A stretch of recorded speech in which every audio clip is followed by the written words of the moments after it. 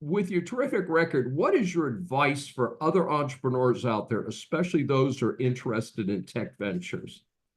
Well, as you know, tech is pretty much all I've done my entire life. I don't know how to do anything else. I have a very peculiar interest. I've never golfed in my life. I played darts once in my life against my old partner who challenged me to a game of darts. That, by the way, he lost, even though I had never played. So I guess I made my point there. But when it comes to tech, I've been in tech business since 1993. Clearly, tech has evolved dramatically since that time. It's always moved fast, but it tends to move faster and faster. And the closer you seem to be getting to the horizon, the more it shifts away.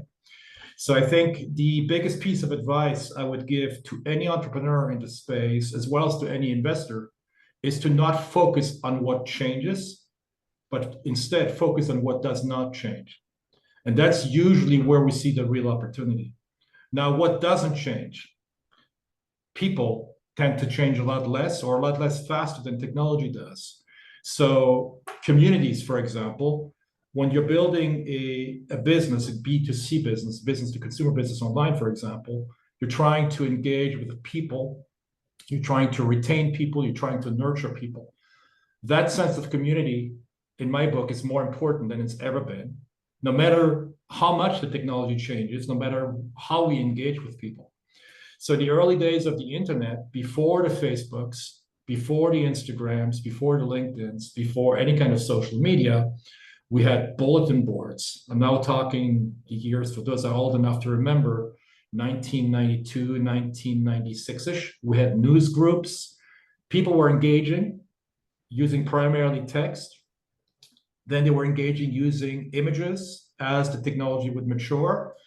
And then in the early to mid 2000s, a little bit of video, more and more video. Now you have TikTok that you guys might be banning soon in the US, which is video only. But at the core of this, despite the technology changing, the willingness of people to engage into meaningful interactions, into conversations, that never changes, never has changed. Storytelling, we've been telling each other stories since the first campfire, I guess, or even before the campfire. That becomes more and more important. So when you're looking at building a business, the best recommendation I could make is focus on what doesn't change, what will be here tomorrow, because none of us have a crystal ball to predict the future.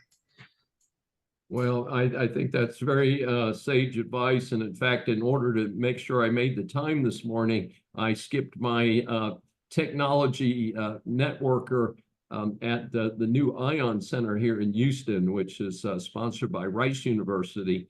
And it's very interesting to have people like me who are consultants to business meeting with what are, generally speaking, some very young entrepreneurs. Some of them have college age, a couple even high school age. So it's a very dynamic time in the world.